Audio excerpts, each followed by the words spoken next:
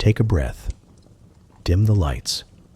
Adjust whatever medieval straw mattress you're using as a pillow. Tonight, we talk about marriage. Specifically, how medieval Europe took an already miserable institution and made it worse. Forget candlelit vows or heartfelt sonnets. This isn't romance. It's livestock negotiations with extra wine and fewer rights. You didn't fall in love. You were promised, traded, assigned like a job you didn't apply for and can't quit.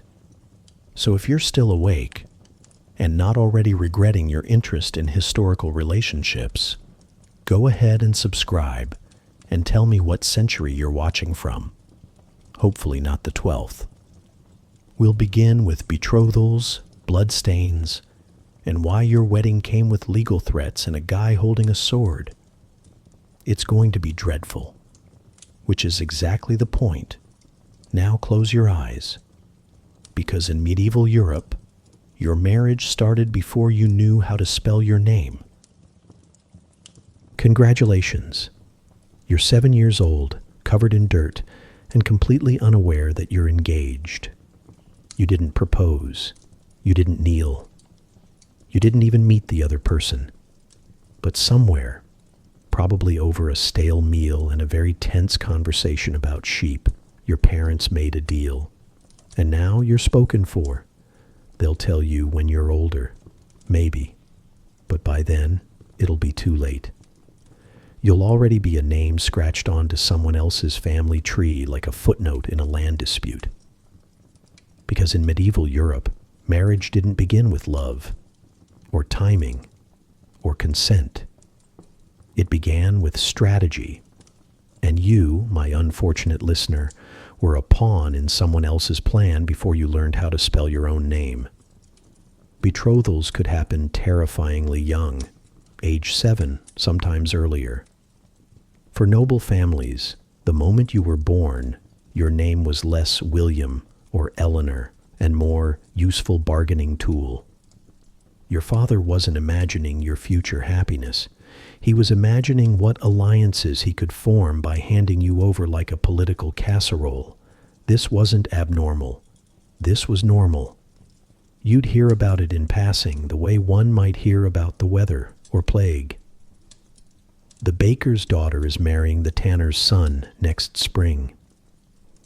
The Lord's niece is promised to the baron's 4th son. The cow is pregnant again. All equally unremarkable, and don't assume this was limited to the noble elite. Even peasants arranged matches early, often between neighboring families, based on nothing more than proximity and the vague hope that both children would eventually grow up into competent farm hands. Your opinion was not requested. Your understanding was not required. You were simply informed. Maybe you caught on when your mother started whispering about that nice family over the hill, or when 2 fathers shook hands and gave you a weird look. Or maybe you stayed blissfully ignorant until the day someone adjusted your tunic and told you to stand still while a priest said something ominous in Latin. Sometimes the other child wasn't even in the same village or the same region. They were just a name, someone with a patch of land or a moderately desirable bloodline. You'd grow up knowing you were promised, which is a very polite way of saying already taken, like a jug of wine with someone else's initials carved into it. And if you were the daughter in this scenario, your odds of getting a say were even lower. Your body was your family's most portable asset. You were part of the survival strategy. If your father was feeling ambitious, he might promise you off to someone slightly richer. If he was feeling generous, he'd try to marry you to someone who at least had teeth. Occasionally, they tried to dress this up with words like security or stability or future. But everyone knew what it really meant. They needed something your future in-laws had, a plow, a cousin in the clergy, or enough hay to survive the next bad winter. And sure, they'd nod thoughtfully while discussing your compatibility. But that usually meant, Are their goats healthy? And do they live far enough away to avoid awkward bloodlines? Romance, as you might have guessed, was not part of the curriculum. There were no candlelit conversations, no dramatic eye contact, no grand declarations of love. If you grew to like the person you were betrothed to, that was a lucky accident. If they smelled tolerable and didn't hit you in public, you were considered one of the fortunate ones. Sometimes, the adults even celebrated how young the betrothed were. It made things easier. Fewer objections, less resistance. Two children playing with sticks today could be the foundation of a geopolitical alliance tomorrow. Isn't that precious? You might have gone back to your chores, or kept playing with your rag doll or chasing ducks, but somewhere the adults were nodding solemnly, making plans, discussing feast dates. You had been absorbed into someone else's future without even knowing it. And once it was done, even unofficially, everyone treated it as final. Your friends might tease you, your parents might smile ominously, but the truth settled in slowly. This was happening, not because you chose it, but because someone else chose for you. The scariest part? No one thought it was strange. This was just how it worked. You were being prepared for a life you didn't design, wrapped in tradition, obligation, and very questionable logic. And the worst part? This was just the beginning.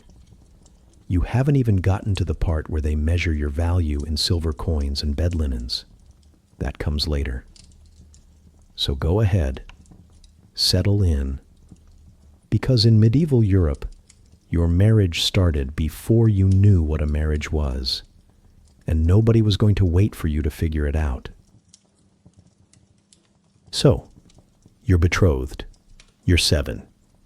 You've just learned to tie your shoes, if you even have any. And now comes the fun part. Paperwork.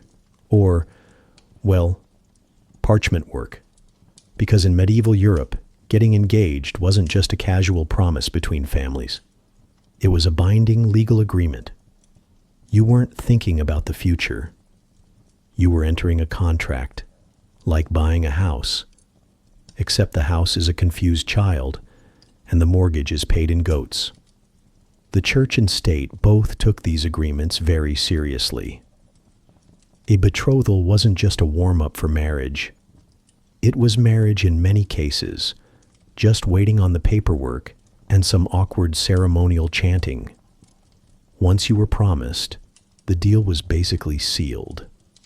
All that was left was the wedding, the linens, and years of gradually deepening disappointment.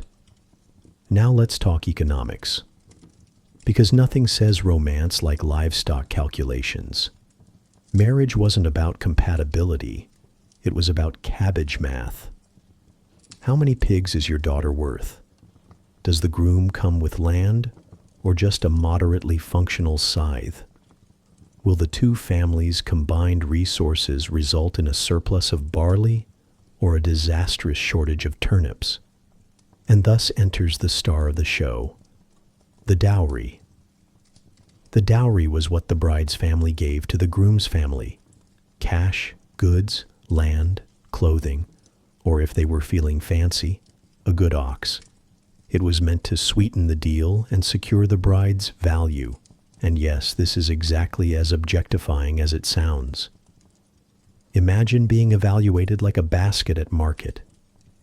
She's young, healthy, and comes with a spinning wheel. Also, we're throwing in a silver goblet, 2 chickens, and a slightly haunted blanket. And it wasn't just the bride's family paying out. Some communities had a bride price system, a payment made by the groom's family to the brides. This could be symbolic or substantial, depending on how many sons they were trying to marry off, and how much negotiating power the bride's mother had that day. So marriage was a transaction, plain and simple, a merger of assets, a union of grain silos, an alliance of surnames and potato patches. It wasn't about what you felt. It was about what you brought to the table, preferably in a cart. And like any transaction, it came with legal consequences. Once you were betrothed, you were locked in. Break it off?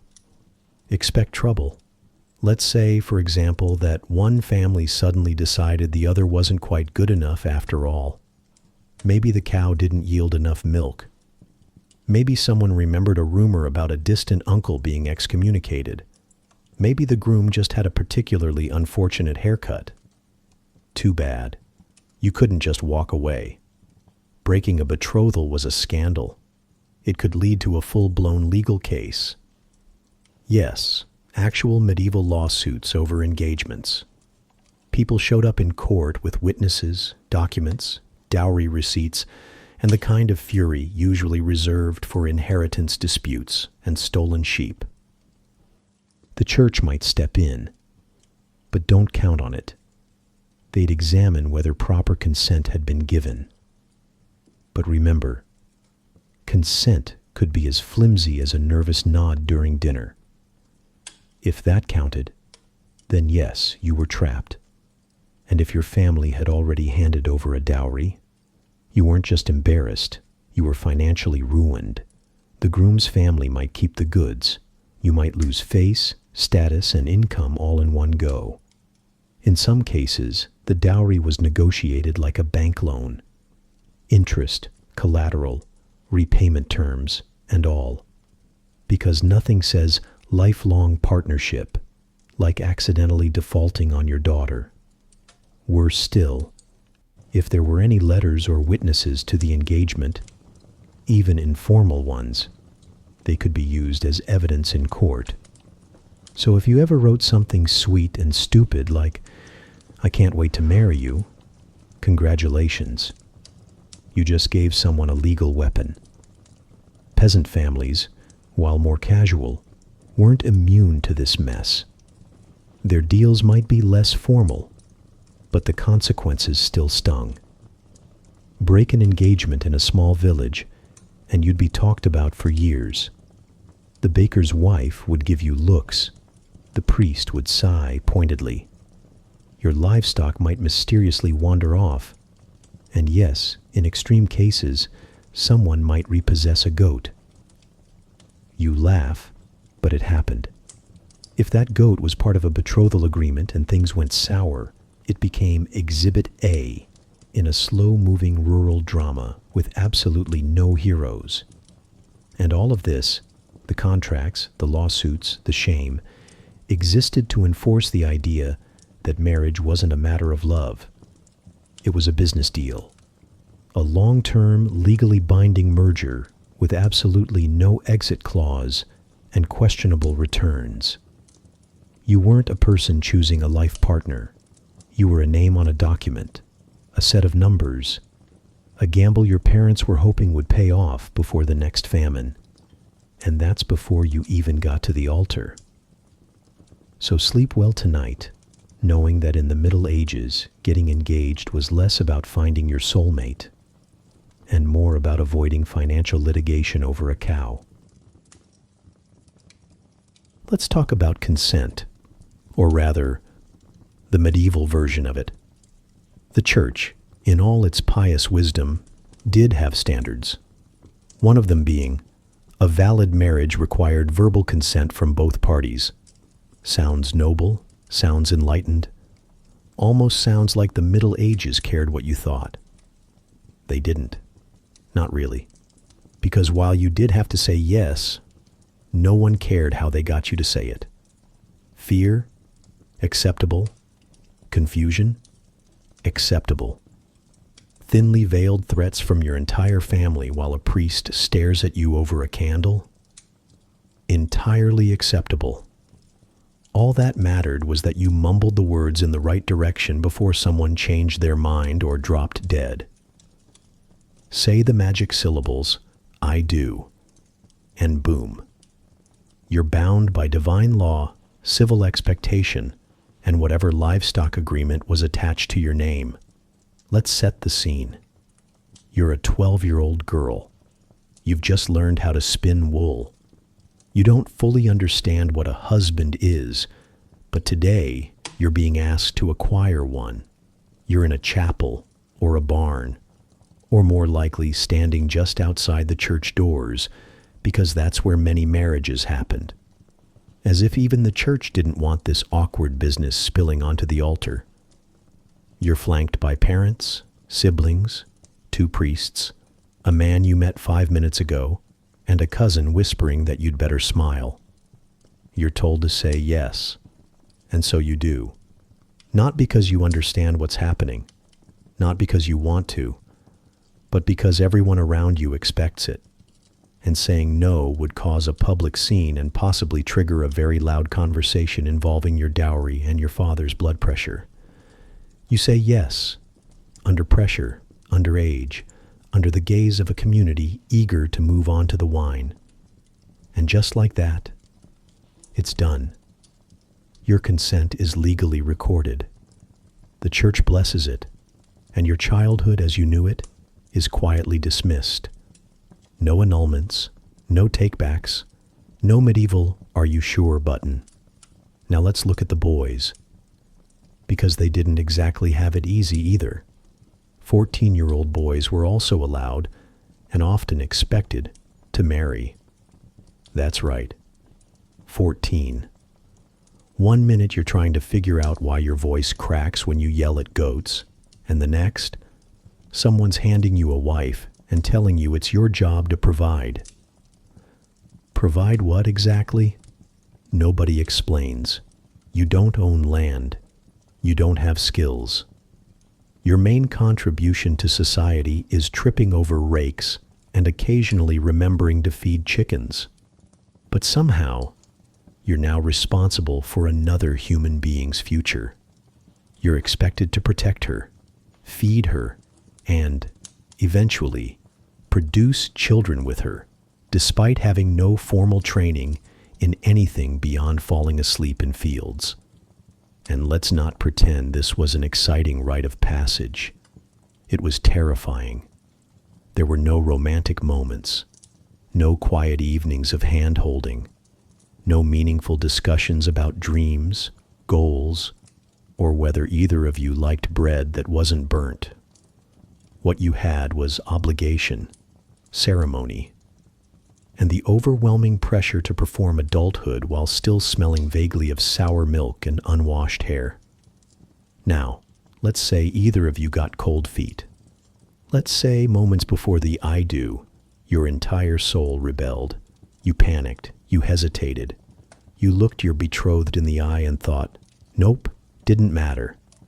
Because once the words left your mouth, no matter the tone, no matter the trembling, the marriage was considered valid. This wasn't a game. There were legal consequences for backing out. Even if you'd been pressured, even if you had no clue what you were agreeing to, even if you whispered "I do" while being physically nudged by your uncle and silently judged by your grandmother, it all counted. There were even cases where marriages were validated based on intent. If someone could prove you meant to say yes, even if you didn't say it clearly, or if you mumbled it between sobs, that was enough. And if you ever dared to say no afterward, you were told you'd already agreed. The words were said. The church approved. You were married. You could protest. You could cry. You could try to appeal to a bishop.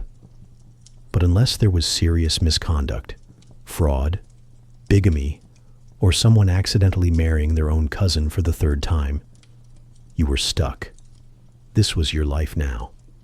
So yes, technically, medieval marriages required consent, but the reality was far grimmer. You were expected to say yes. You were pressured, coached, cornered, or outright threatened until you said yes. And once you did, whether you were 12, 14, terrified, or too stunned to speak, that was it. You were wed. Your life had been assigned. Your future was already walking beside you, holding your hand and absolutely reeking of onions and church incense. Sleep tight. So far, we've talked about betrothals, contracts, and how the church thought a terrified 12-year-old saying, "I do," counted as romance. But maybe you're thinking, surely this whole nightmare only applied to peasants. Or maybe just nobles, not both. Oh, but it did. Because in medieval Europe, marriage was an equal opportunity trap. It didn't matter if you lived in a thatched hut with a pig or a stone manor with 40 confused servants. Once marriage entered the picture, your fate was sealed, and your happiness was optional. Let's start with the nobles.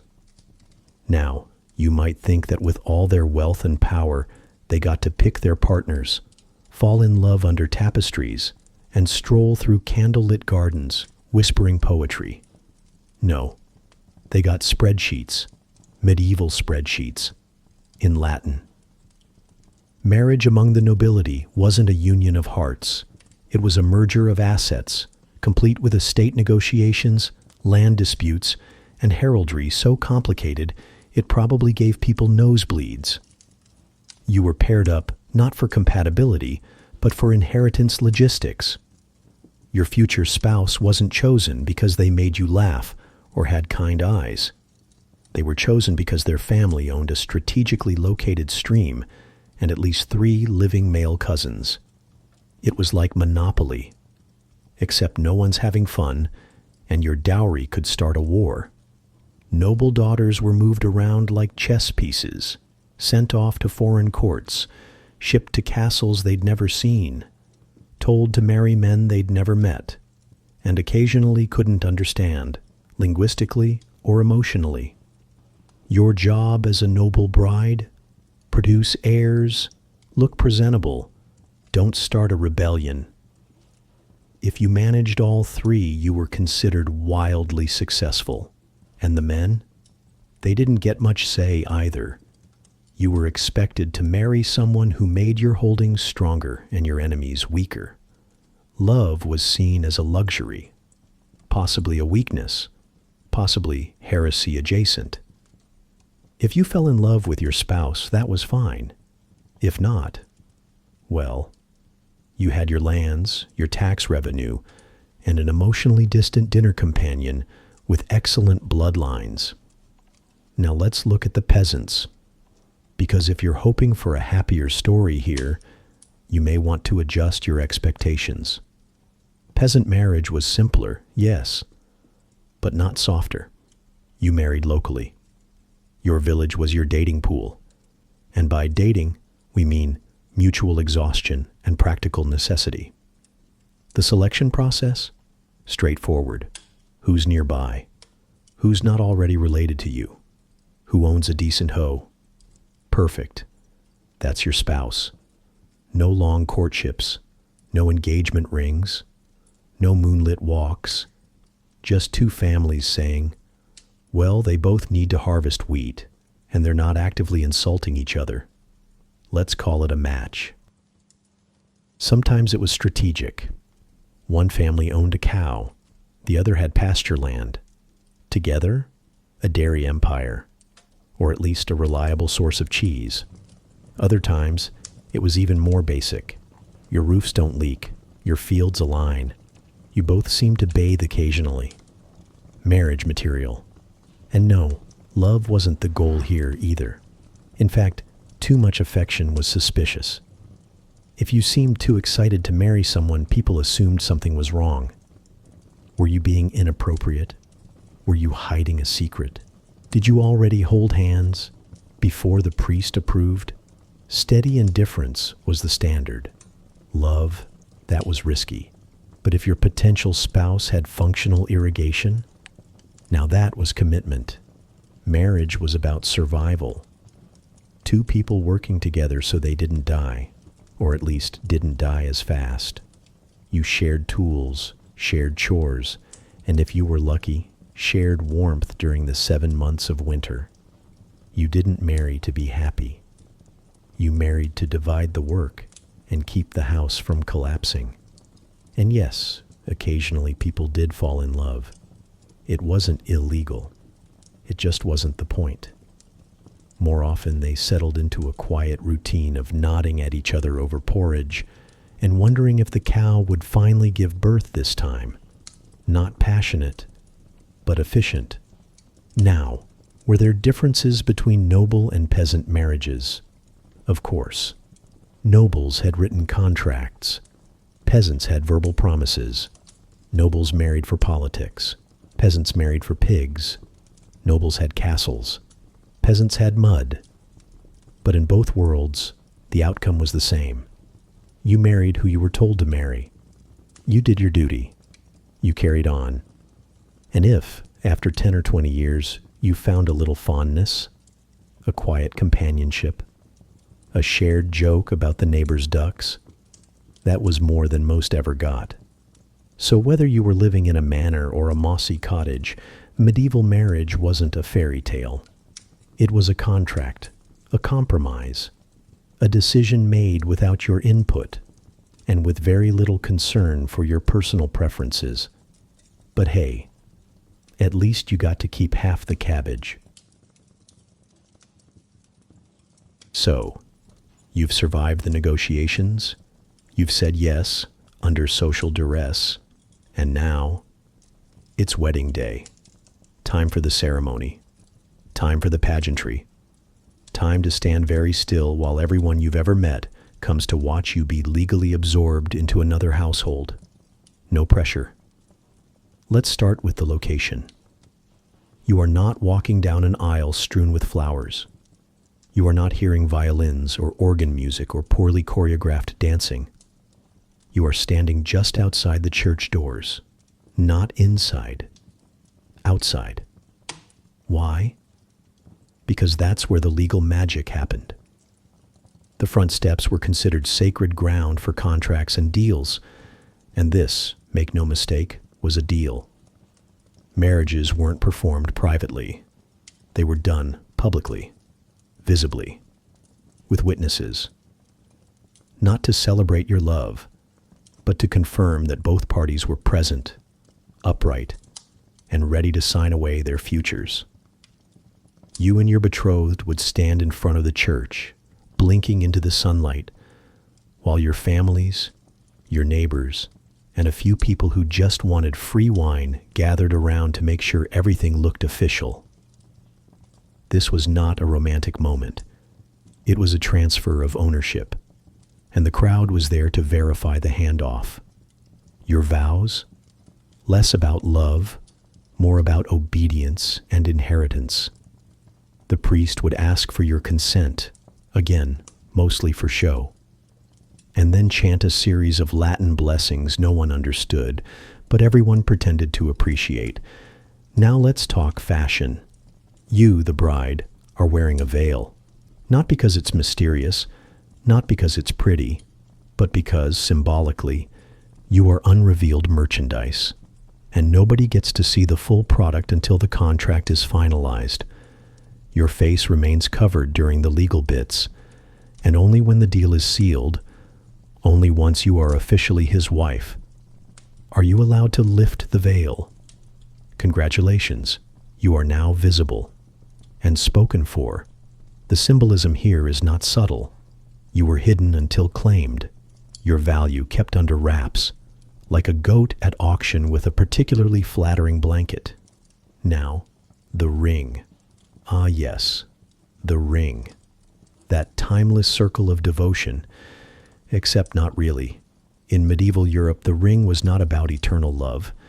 It was a property tag, a marker of possession, a handy little reminder that you were now someone's legal responsibility, and in many ways, someone's legal asset. The church insisted on a ring to make it official. But the meaning wasn't, I love you. It was, she's mine now. Please do not trade, reclaim, or dispute. If you were very lucky, the ring was made of metal. If you were slightly less lucky, it was a braided piece of cloth. If you were truly out of luck, you got a ring in name only and a verbal promise that he'd upgrade it once the pig harvest came in. Either way, the symbolism stood, tagged, claimed, filed away. After that, you might attend a mass. But again, the church's role here wasn't to bless your union in warm, fuzzy language. It was to make it irrefutable. Once married, you could not remarry. You could not escape. The mass wasn't for romance. It was for cement. And then came the public blessings, not just from the priest, but from all the people around you. Because everyone was expected to witness your wedding and immediately begin treating you as a married person. No secrecy, no quiet transitions. From that moment on, your status shifted. Your name, your rights, your expectations, all changed instantly and publicly. You might be escorted back to your new household. You might be handed over like luggage. In some noble circles, there'd be a literal handoff. The bride's family placing her hand in the groom's, physically transferring custody like a human tax form. If you were a noblewoman, this came with speeches about duty and honor. If you were a peasant, it came with nods and possibly the loan of a better blanket. In either case, the meaning was clear. You are now his. Not spiritually, not emotionally, legally. And this wasn't just symbolic. From this point on, your legal identity was fused to his. You could no longer make contracts on your own. You had no separate property unless it had been negotiated into the marriage beforehand. Your body, your labor, your future children, all assumed to be part of his estate now. Even your surname, if you had one, could change. You were no longer Marjorie, daughter of Thomas. You were Marjorie, wife of Walter. Your old life erased, your new one branded with someone else's name. And the most important part, everyone saw it happen. Because in medieval Europe, marriage didn't just need witnesses for formality. It needed community enforcement. People had to see it, so they could remind you, so they could hold you to it, so they could whisper in corners anytime you seemed a little too independent. The ceremony wasn't just ritual, it was surveillance. And once the vows were said, the veil lifted and the ring applied. The celebration could begin. But that part, the feast, the music, the chaos, wasn't about love either. It was about completion. A deal had been struck. A transfer had been made. The bride was no longer available. The groom was now liable. Let the drinking commence. So if you're imagining bells, roses, and teary-eyed kisses, think again. This wasn't a dream come true. This was a notarized event, stamped by God, witnessed by neighbors, and reinforced with cabbages. By now, you might be thinking, sure, medieval marriage was legalistic, impersonal, and joyless, but at least the wedding day itself was peaceful, right? Oh no, not always. Sometimes it needed security. Enter the best man, but not the version you're thinking of. No tuxedo, no nervous speech, no awkward jokes about the groom's college years. In medieval Europe, the best man had one job: be armed and ready for trouble. Why? Because a wedding was not just a social gathering. It was a potential powder keg, a moment of public vulnerability, a legal transfer happening in real time, often with rival interests watching from the shadows. And the bride? Well, sometimes she had other ideas. Which brings us to the role of the bride's guard, essentially a human wedding bouncer.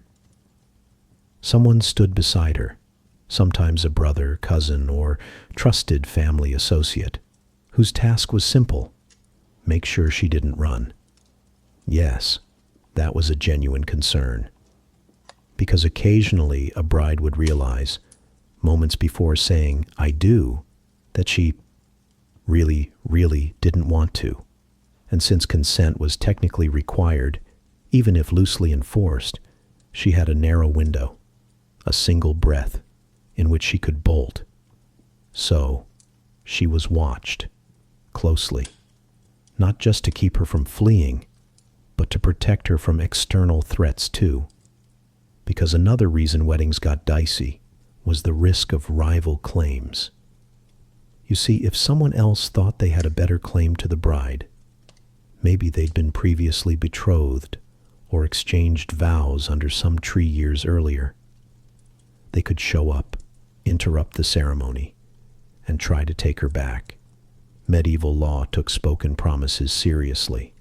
If someone swore they were engaged to her before this other guy showed up, boom, legal mess, possibly a duel. So the groom's entourage had to be prepared, not just emotionally, but tactically. That's why the best man was often the groom's right-hand man in a very literal, very sword-carrying sense. His job wasn't to keep the groom calm. It was to stop someone from dragging the bride off mid-vow. Some weddings needed witnesses. Others needed weapons. In certain regions, it was completely normal to bring a small armed retinue to a wedding, just in case things went sideways. Because sometimes they did. Sometimes an ex-suitor appeared out of nowhere with a few friends and a very long memory. Sometimes one family accused the other of breaking an old deal. Sometimes a relative just drank too much ale and decided to get involved. And in those moments, your best man had to step in, not to make a toast, not to hand over the rings, but to step between the bride and whoever was trying to complicate her legally binding future.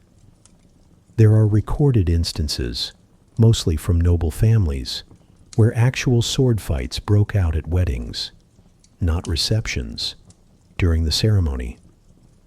Imagine standing there in a veil, repeating vows in Latin, while two men in chainmail argue over who got engaged to you first. Very romantic. But even in quiet villages, drama wasn't unheard of. Someone might shout an objection. Someone might claim the bride had been promised to their cousin, and that this marriage was invalid. Someone might accuse someone else of stealing a goat during the engagement process, which, legally speaking, could still void the marriage depending on the region and the goat. This is why, even in lower stakes settings, there was often a quiet readiness at weddings. Attention, a shared understanding that at any moment, a forgotten suitor, disputed dowry, or misread promise could throw the entire event into chaos. And if all else failed, if no one showed up waving a legal document or a weapon, there was still the emotional fallout, because sometimes the bride wasn't physically restrained. She was just exhausted, numb, scared, and her family, including her guard, made sure she did what she was told. This wasn't just about keeping her in place. It was about controlling the outcome. Everyone had too much riding on this moment. Dowries had been exchanged. Witnesses gathered.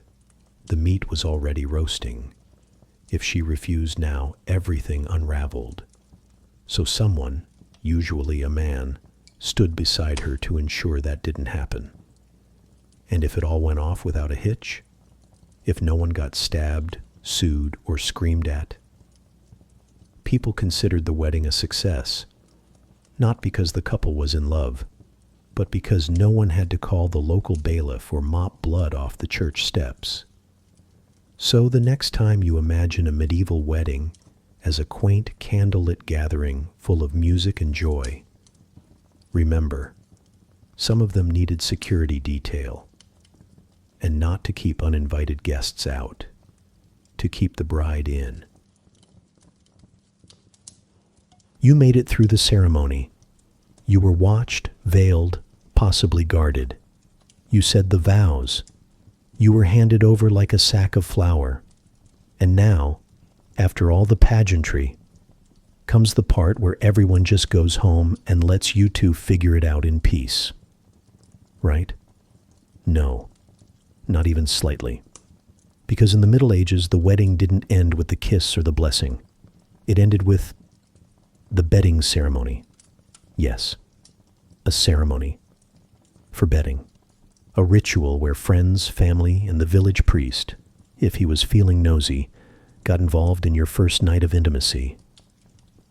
Because nothing says romance like being publicly undressed and shoved into a bed while your drunk uncle plays the lute. Let's take this step by step. For nobles, this was often official protocol. Once the vows were said, the new couple was escorted, or dragged, to a prepared bedroom. A procession, really. Like a funeral march, but somehow worse. Music was optional.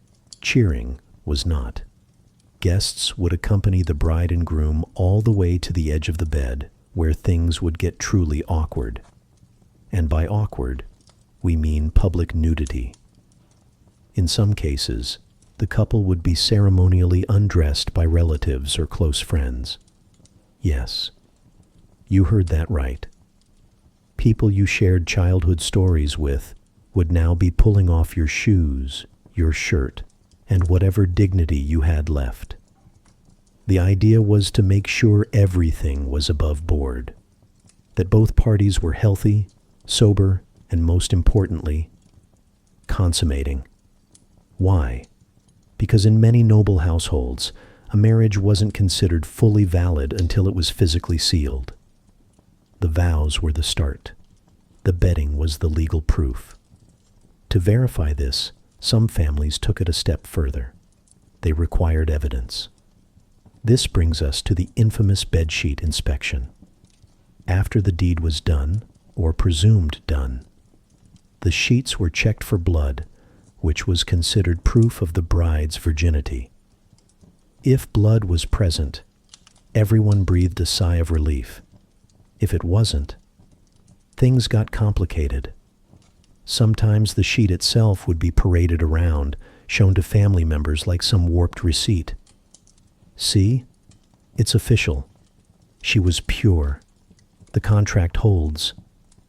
If the evidence wasn't there, if the sheets came back too clean, questions arose. Was she dishonest? Had she been promised falsely? Was the family owed compensation? Because yes, this was a transaction. And if the product wasn't what had been advertised, things could unravel fast. You might get sent back. You might be shamed. You might be forced to stand in front of elders while they debated your future like a faulty wagon wheel. Now, if you're wondering how peasants handled all this, good news. It was only marginally less humiliating. Poorer families didn't always have fancy bedding rituals or formal inspections, but they had something even more enduring: gossip. In small villages, everyone noticed everything. If the groom looked too cheerful the next morning, rumors began. If the bride didn't smile, or someone saw her crying, or if either of them were late to the morning chores, speculation exploded. Whispers, glances. Entire reputations built or broken by the sound of a creaking bedpost or the color of laundry. And sometimes even peasants had witnesses. There are records of couples being tucked into bed by elders, often with a priest present, while others watched from the doorway, muttering prayers or just observing. For decency, of course, and documentation. If it sounds absurd, it's because it is. This wasn't about intimacy. It was about legitimacy. Everyone wanted to be sure the marriage was binding, sure the heir would be legitimate, sure no one had been cheated, tricked, or worse, emotionally invested. And because this was a society obsessed with bloodlines, paternity, and social standing, the wedding night wasn't private joy. It was public proof. Whether noble or peasant, your marriage wasn't truly locked in until someone, somewhere, believed you had done the thing. So yes, trauma was common, and therapy was not. For the bride, it could be horrifying. She might be terrified, confused, or physically unready. She might have been given no education about what to expect, just told to be obedient and hope it was quick. For the groom, it wasn't always glorious either. He might be 14. He might have no idea what he's doing. He might be drunk, nervous, or wondering why 12 people are chanting prayers from behind a curtain. And yet, this was the standard. Get married. Get into bed. And if you don't emerge the next morning looking exhausted and slightly broken, expect questions. In some areas, marriages could even be annulled if there was no consummation. That meant one or both parties could be examined by church authorities, yes, physically, to determine whether they were capable. This wasn't about love. It wasn't even about compatibility. It was about proof, about legacy, about ensuring that property, land, and bloodlines moved exactly as planned. And the idea that two people might need privacy, might want peace, might prefer not to be stared at while fumbling through one of the most awkward nights of their lives, that was considered suspicious. So the next time you light candles, turn on music and imagine what medieval wedding nights were like.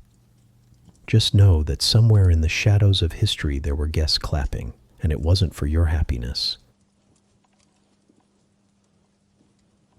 So, you've survived the public wedding, the armed best man, the ceremonial undressing, and the cheerfully invasive bedding ritual. Surely now, you and your spouse get to go live your lives in private peace. No, because just when you thought it couldn't get any more regulated, the church arrives with a clipboard, and they've got notes. Let's talk about the medieval Christian approach to marital intimacy. In theory, it was allowed.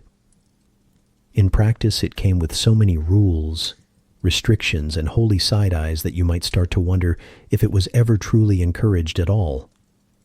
The church believed intimacy in marriage was a duty, but not something you should enjoy.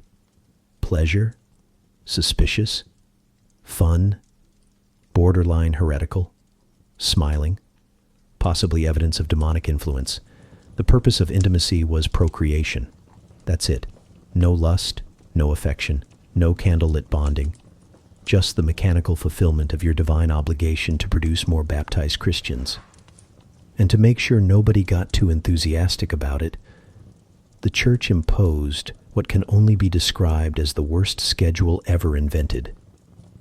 There were entire calendars devoted to when married couples could and could not touch each other. And spoiler, the yes days were few and far between.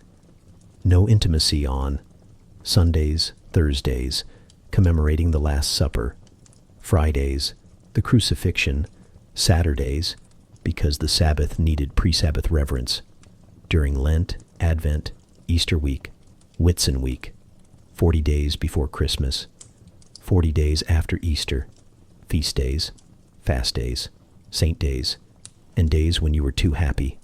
That's most of the year. You practically needed a monk, an astrologer, and a papal flowchart just to schedule a night alone. And even when it was technically allowed, you were advised to do it quickly, quietly, and without, God forbid, joy. If you enjoyed it, you were probably sinning. If you wanted to enjoy it, you were definitely sinning. Enter the idea of marital debt. According to church doctrine, spouses owed each other access to their bodies, but with a delightful medieval twist. If a husband requested intimacy, the wife was expected to comply. No questions, no complaints, no ability to say no. If a wife requested intimacy, the husband could say, "Not today," or "I'm fasting," or "God doesn't like it when I feel things," and that was perfectly acceptable. In short, men could opt out, women could not. This was framed as religious discipline. A man who resisted his wife's advances was praised for spiritual restraint. A woman who resisted her husband's risked being labeled disobedient, or worse, unholy, because once married, a woman's body was considered owed to her husband. It was part of the package, like a dowry with legs. And just in case anyone thought they could escape all this by moving to a rural village and ignoring the rules, don't worry. The church was there too. Priests, confessors, and parish snoops made sure everyone knew what was expected and what wasn't permitted under the Divine Intimacy Regulation Act of medieval life. Confession manuals even gave priests questions to ask couples about their private habits. No, really.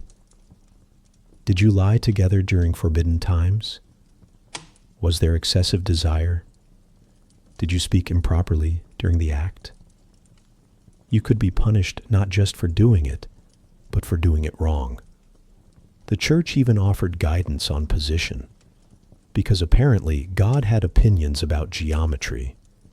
The approved position was one that minimized pleasure and maximized spiritual detachment. Anything else was frowned upon, cataloged in sin lists, and considered dangerously French. And let's not forget, any hint of contraceptive thinking was strictly forbidden. You were expected to be open to children. Always. Even if you already had 6. Even if you lived in a one-room hut with a leaky roof and a goat that kept eating your shoes. Desire without procreation was equated with lust. And lust, even in marriage, was a slippery slope straight to hell. Of course, people broke the rules. Some couples did love each other. Some laughed, whispered, touched hands when no one was looking. But they did so with the full knowledge that the church disapproved, and that if anyone found out, they might be shamed, fined, or publicly lectured.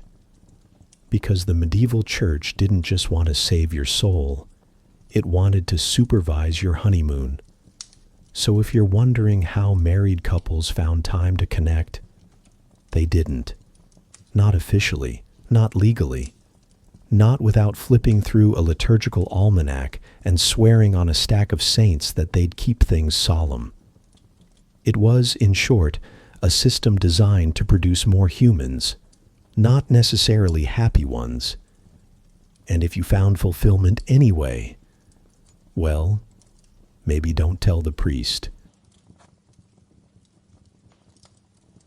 You're married now.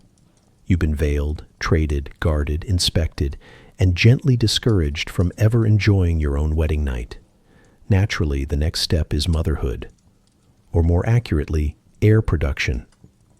Because in medieval marriage, your personal fulfillment, hopes, or terrifying birth anxiety were completely irrelevant. What mattered was your womb and what it could produce.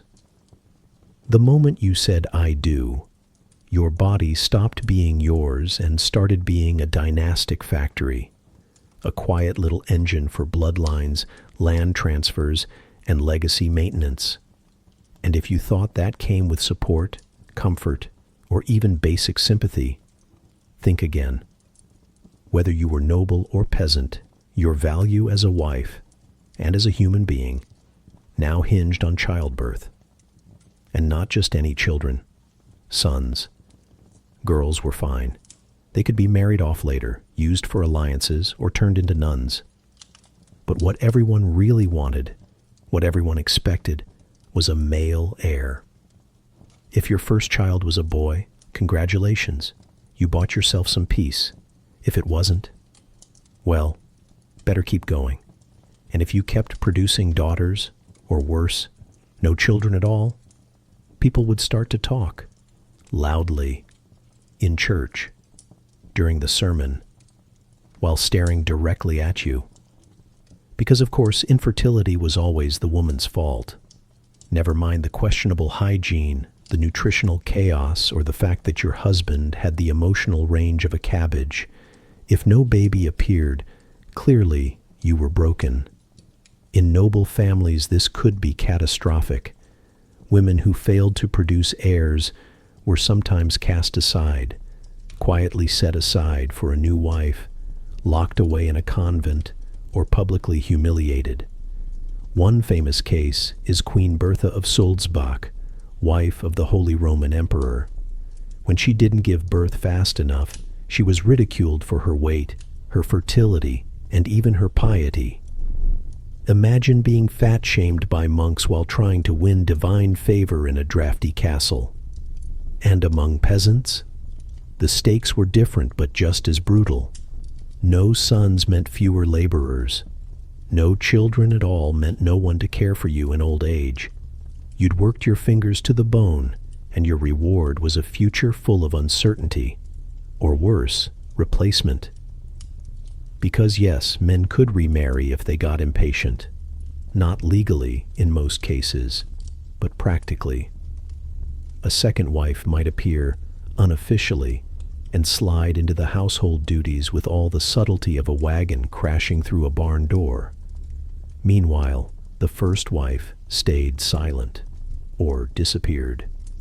And when childbirth did finally arrive, it wasn't exactly a luxurious experience. Forget clean linens, forget trained physicians, forget epidurals.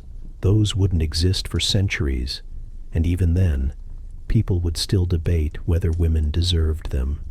Instead, you gave birth in the corner of your hut, or in a smoky cold chamber, or, if you were particularly unlucky, in the field, because labor didn't care if you were mid-harvest or holding a shovel. There are recorded cases of women giving birth while working, tying off the cord with whatever was nearby, wrapping the baby, and going back to finish plowing. Because life didn't stop. Not for pain, not for blood, not for the small miracle now squirming in your arms. If you were noble, you might get a bit more ceremony. Maybe a priest, maybe a midwife who didn't also double as the local gossip. But it came with its own risks, because noble women were expected to keep producing year after year until their bodies gave out. And many did. Died in childbirth, died of infection, died because someone tried to treat them with garlic and prayer instead of washing their hands. The church, of course, had opinions. They viewed motherhood as a holy vocation, noble, self-sacrificing, and ideally silent. Pain was to be endured, joy was to be suppressed, and questioning your role as a vessel of divine maternity, dangerous. So your uterus wasn't just busy. It was political. It was watched. It was judged. Every pregnancy was a gamble. Every delivery a potential scandal. Every cradle that remained empty, a whispered failure. And through all of it, you were expected to smile politely, serve your husband's meals, and keep the house in order. No postpartum leave, no mental health day, no time to heal, because what mattered wasn't that you were healthy or even happy. What mattered was that you delivered, literally. And once the baby arrived, the real work began. Because while your husband might strut around announcing the birth like he had personally woven the child from starlight, you were the one who'd have to feed it, clean it, protect it from infection, curses, wolves, and teething. And if it died, you grieved alone, because mourning too publicly might suggest weakness, or guilt, or failure. So you swallowed your sorrow, braced for the next pregnancy, and did it all again. Because in medieval marriage, love was optional, but reproduction was not. So, you're married. You've had the wedding, the inspection, the performance, the birth, and possibly the funeral. At this point, you might be wondering, what happens if the marriage doesn't go well? What if your husband is unkind? What if he's violent? What if he treats you like a broom with a uterus? Well, too bad. Because in medieval Europe, marital abuse wasn't a crime. It was a domestic management strategy. Let's get straight to it. A husband was seen as the head of the household, spiritually, legally, and economically. And part of that role included the right to discipline his wife, which sounds calm until you realize it meant he could hit her, legally, openly, as long as it wasn't excessive. Now you might ask, what counted as excessive? Excellent question. Unfortunately, no one could agree. The law was infuriatingly vague. It used terms like moderate correction and reasonable force, which is medieval legalese for do whatever you want unless someone important complains. You could beat your wife with a stick, so long as it wasn't too thick. Some traditions even reference the so-called rule of thumb, meaning the stick should be no wider than your thumb.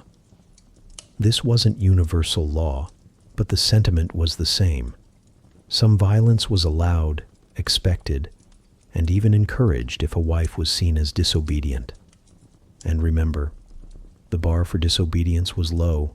Speak too freely, disrespectful, spend money without permission, dangerous, have an opinion, risky. Your husband could scold you, strike you, isolate you, and no one would bat an eye. Because this wasn't abuse. This was marital discipline.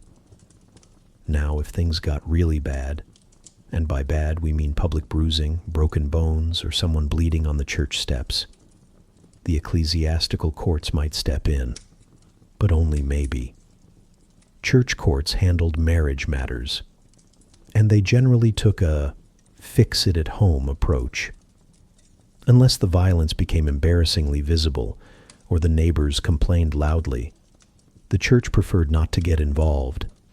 Even when women came forward, often at great personal risk, they were encouraged to reconcile, to pray, to forgive, to return home. There were sermons on patience, guides for how to appease a temperamental husband, even saints' lives filled with advice like, "Suffer in silence, and your reward will come in heaven." That's right. Getting beaten was rebranded as spiritual growth. And the husband? He might be told to fast, or donate bread to the monastery, maybe write a letter of apology. But divorce? Hilarious. Not happening. The church didn't allow divorce. Marriage was a sacrament. Once done, it was sealed, permanent, eternal. No matter how awful things got, no matter how many fists were raised or bones fractured, your options were limited to two: stay or beg for an annulment, and hope the church found a loophole big enough to squeeze through. Annulments weren't based on abuse. They were based on technicalities. Was the marriage consummated? Were you secretly related? Was one of you already married to someone else and just forgot to mention it? If so, congratulations. You might be granted legal non-existence. But if your only complaint was that your husband was cruel, that he drank too much, hit too hard, shouted too loud, the court would nod, offer a half-hearted prayer, and tell you to go home. Of course, some women fought back, some fled, some hid with relatives or vanished into convents, but this came with consequences: social ruin, economic isolation, even accusations of heresy or witchcraft. Because walking away from a husband, even a violent one, was seen as unnatural, a threat to order, a challenge to the divine hierarchy of man over woman. And so, many stayed, not because they wanted to, but because they had nowhere else to go. They endured the bruises. They swallowed the insults. They raised children in silence. They lit candles and prayed not for love, but for survival. And what about the men? Well, they suffered too, but differently. A man in an unhappy marriage had options. He could take a mistress. He could withdraw affection. He could disappear for months on pilgrimage or business. And if he strayed too far, He might be frowned upon, but rarely punished. Infidelity by men was often tolerated. Infidelity by women was lethal, because in the twisted logic of the age, a woman's body belonged to her husband, while a man's body and choices belonged to God. And God, as interpreted by medieval clergy, was remarkably understanding of double standards. So if you're imagining medieval marriage as a quiet life of farming, feasting, and mutual devotion, pause. Because for many women it was a lifetime sentence, without parole, without recourse, without safety. And for the record, abuse in medieval marriage wasn't a scandal. It wasn't hidden. It wasn't whispered behind doors. It was a regular day. By now, you've learned that medieval marriage was rarely about love, often about livestock, and frequently about suffering in silence.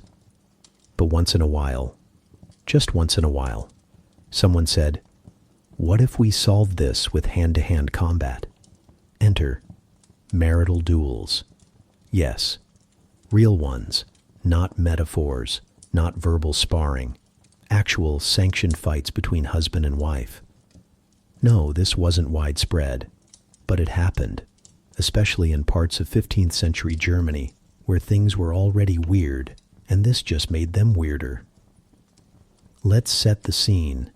Imagine a crowd of villagers gathered in a field, chickens clucking, children eating turnips, a makeshift ring in the center, maybe roped off, maybe just marked with sticks, and in that ring, a husband and wife, ready to fight, not emotionally, physically. You see, when marriages became unbearable, and the courts offered no relief, some communities allowed couples to settle things through a trial by combat. This wasn't divorce exactly. It was more like aggressive arbitration. And to ensure things were fair, because we're all about fairness here, the rules were very specific. The man had to fight while standing waist deep in a hole. Sometimes he was even one hand tied behind his back, or holding a stick, like a poorly equipped scarecrow. The woman, on the other hand, was free to move around the ring. But her weapon of choice? A sock, filled with rocks. No, you didn't mishear. A sock. With rocks. Possibly the earliest recorded case of medieval sock-based violence. And yes, it was as bizarre as it sounds. The logic behind the setup was this. Men were generally stronger, so the restrictions helped even the odds. Put the guy in a hole, take away one hand, and maybe, just maybe, the fight would be balanced. Now the goal wasn't necessarily to kill your spouse, though sometimes it happened. The goal was to win, to come out victorious in front of your neighbors, and in doing so, prove your righteousness. Winner kept the house, or the dignity, or at the very least, the moral high ground, which in a village where everyone knew your business was sometimes more valuable than property. And yes, occasionally, livestock was involved, because nothing says closure like walking away from your failed marriage with a goat. Now let's pause. You may be wondering, surely the church disapproved of this? Of course it did. The church disapproved of a lot of things. Violence, public scandal, women swinging socks full of stones at their husbands' heads. But that didn't stop people, because these duels weren't church-sanctioned. They were local secular affairs, part of folk law, not canon law. And for villagers, they were entertainment. Forget morality. This was theater. People brought food. They placed bets. They cheered when a sock connected with a jaw, or when the man in the pit toppled over like a disgraced fence post. And when it was over, the loser walked away in shame, or was carried, or in extreme cases buried. And the winner? Well, if it was the woman, she might be allowed to leave the marriage, or stay and gloat, or simply live without being beaten on Thursdays. If it was the man, he proved he still held authority, even while half buried and flailing like an angry potato. This practice wasn't common, but it happened often enough to be recorded, illustrated, and talked about in legal manuals. And it tells us something important. There were no good options. Divorce wasn't available. Annulments were rare. Legal protections for abuse victims were laughable. So people, especially women, sometimes fought the only way they could, with rocks and rope and raw public desperation. It was absurd and tragic, and just another chapter in the never-ending mess that was medieval marriage. So the next time you hear someone romanticize the good old days or wax poetic about traditional values and simpler times, just remember, some marriages were settled with mud, fists, and a sock full of pain, and no one called the cops, because there weren't any. By this point, you might be thinking, well, maybe the only way out of a medieval marriage was death. And you'd be correct. Medieval marriage didn't come with an exit door. It came with an expiration date, yours or your spouse's. But once that date finally arrived, perhaps from plague, childbirth, war, or mysterious goat cart accident, things got interesting, because suddenly the surviving partner wasn't just single again, they were valuable. Enter the world of remarriage, the only part of the medieval marital cycle that occasionally came with slightly less doom. Let's start with widows. In medieval society, a woman only had 3 real chances at freedom: be born rich, join a convent, or outlive your husband. And while the first 2 were rare, the third happened more than you'd think, especially since women tended to marry men older than them, often by a decade or more. So when a woman's husband finally met his maker, via sword, sickness, or suspicious stew, she wasn't just grieving, she was liberated. No more obedience, no more marital debt, no more public shaming over childlessness, dinner temperature, or not looking thrilled enough during Lent. For many widows, this was their first taste of legal autonomy. She could now own property, represent herself in court, make contracts, choose whether or not to marry again. That last one? That was the real prize. Choice. The church didn't force remarriage, and unlike with virginal brides, a widow wasn't considered unspoiled goods. She was experienced, which in medieval terms meant less romantic, more practical. In fact, some widows became quite powerful. In towns, they ran businesses. In villages, they managed farms.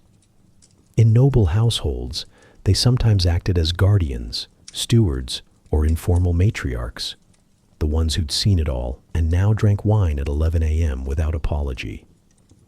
But of course, there was a catch. Freedom was good, but security was better. And most widows, especially those without land or male relatives, were under enormous pressure to remarry quickly, not for love, for survival. A widow alone was vulnerable to poverty, to gossip, to opportunistic relatives sniffing around her late husband's estate like wolves at a meat market. Remarrying meant protection, a new household, a roof, and maybe someone who didn't hit you on market days. So, most remarriages happened fast. Sometimes within months. Sometimes before the first grave marker was even carved. And here's the surprising part. Second marriages were often better. Not romantic, not poetic, but better. Why? Because expectations were lower. Much lower. The first time around, marriage was about alliances, heirs, and social climbing. The second time, it was about companionship, convenience, and not freezing to death alone. Widows chose partners they could live with, not just ones they were told to accept. And widowers who needed someone to help manage the household, children, and laundry logistics often treated their new wives as partners, not just property. Second marriages came with fewer illusions, no veils, no virginity tests, no ceremonial sock fights in front of the village, just two people with worn shoes, tired eyes, and a quiet understanding that this wasn't love, but it might at least be tolerable. In noble circles, remarriage was also strategic. A widow with land or titles became a hot commodity. Her hand sought not for her smile, but for her acres. In fact, widows sometimes received multiple proposals within days of their husbands' deaths. A nobleman might show up at her door wearing black and holding flowers, but mostly hoping she came with a vineyard and 3 sheepfolds. Of course, the church kept watch. Widows were expected to mourn appropriately. No parties, no remarriage too soon, no scandalous behavior like smiling in public. But even the clergy understood that life had to go on, especially for women who couldn't afford to be alone for long. And remarriage wasn't just about economics. Sometimes it came with actual kindness. There are records, not many but some, of second marriages that were gentle, cooperative, even affectionate. Two people who had already played the marriage game once, who understood its rules, its cruelty, its monotony, deciding to face it together, this time with fewer illusions and more soup. Yes, soup. Because if medieval love had a symbol, it wasn't roses or rings. It was soup, made quietly, shared without drama, warm, nourishing, and slightly oversalted. Second marriages didn't promise fireworks. They offered stability, someone to hold the ladder, to help with the harvest, to patch the roof before it caved in, to bury the goat when it wandered off a cliff. It wasn't passion, but in a world where survival was the daily goal, that was more than enough. And sometimes they even laughed at the absurdity of it all, at how young they'd been the first time around, at the rituals, the rules, the ridiculous expectations. Second marriages were rarely celebrated in poems, but they were the quiet backbone of medieval life.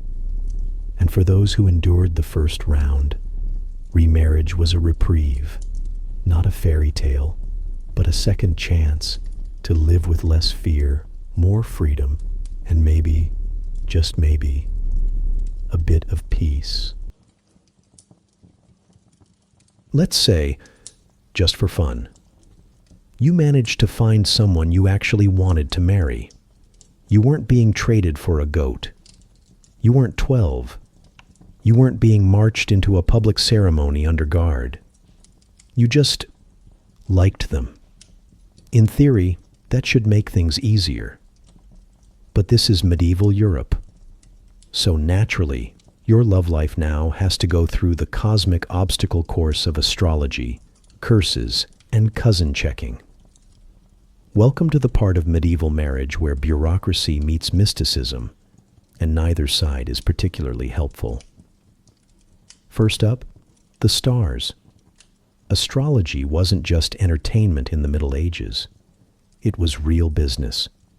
People, including clergy, nobility, and overpaid matchmakers, genuinely believed the heavens had something to say about your marital fate. Before a wedding date was set, it was common to consult an astrologer. Not a priest, not a therapist, not the person you were marrying. A man with a beard, a scroll, and an opinion about Jupiter's mood swings.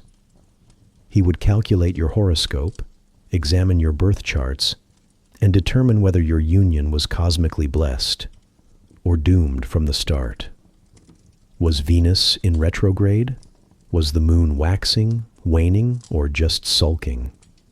Was Saturn glaring ominously at your sun sign? If the stars didn't line up, the wedding might be postponed, or canceled, or followed by whispered warnings of demonic misfortune.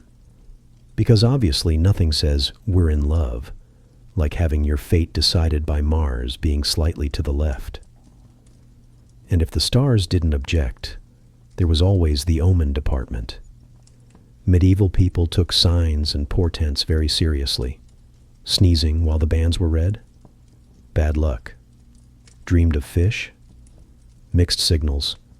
Saw a raven on your way to propose? Call it off.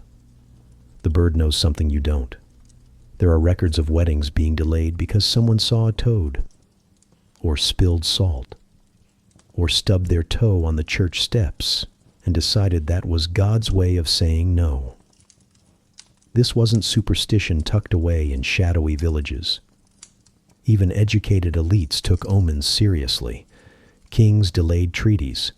Bishops called for extra prayers, because if your marriage began under a bad sign, it wasn't just unlucky.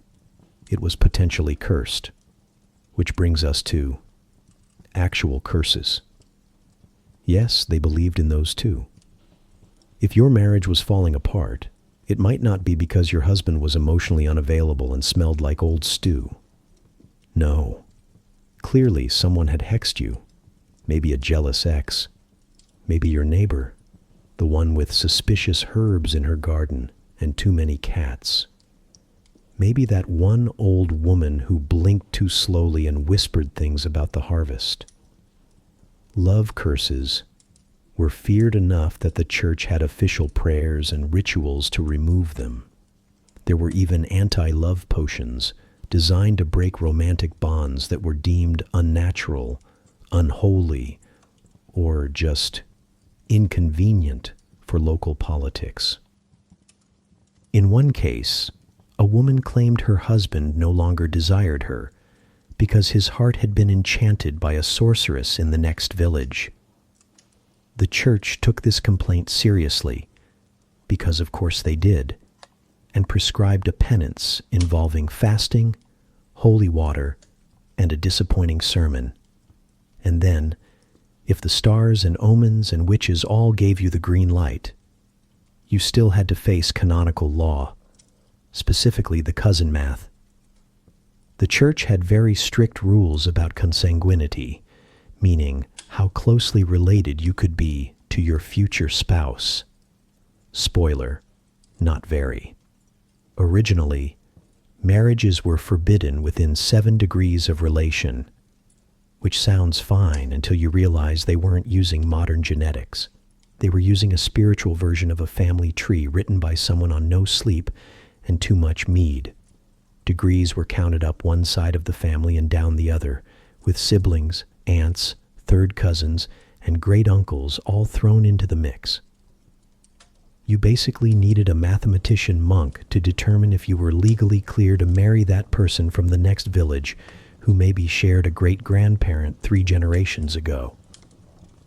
And if you accidentally married someone too closely related, well, oops, that's a canonical violation, and your marriage might be declared invalid. Or worse, you'd need to apply for a dispensation from the Pope. Imagine, you're trying to settle down with someone who actually brings you joy, and you have to write to Rome because your grandmother's cousin once bought cheese from their uncle's neighbor's niece. And yes, these rules changed over time. Eventually, the church reduced the required degrees, which saved everyone a lot of math. But the paranoia remained. In fact, noble families, who basically all married each other in rotating cycles of dynastic desperation, had entire departments dedicated to tracking who was too closely related to marry whom, because nothing ruins your political alliance quite like accidental incest. So, to recap, you've found someone you like. You've cleared the dowry. You've passed the virginity test, survived the public ceremony, and avoided dying in childbirth. But even before all of that, your romance might have been ruined by a slightly irritable planet, a moody raven, someone's 14th century cousin's bloodline, or the possibility that a neighbor cursed your socks. Because in medieval Europe, love didn't just need mutual affection.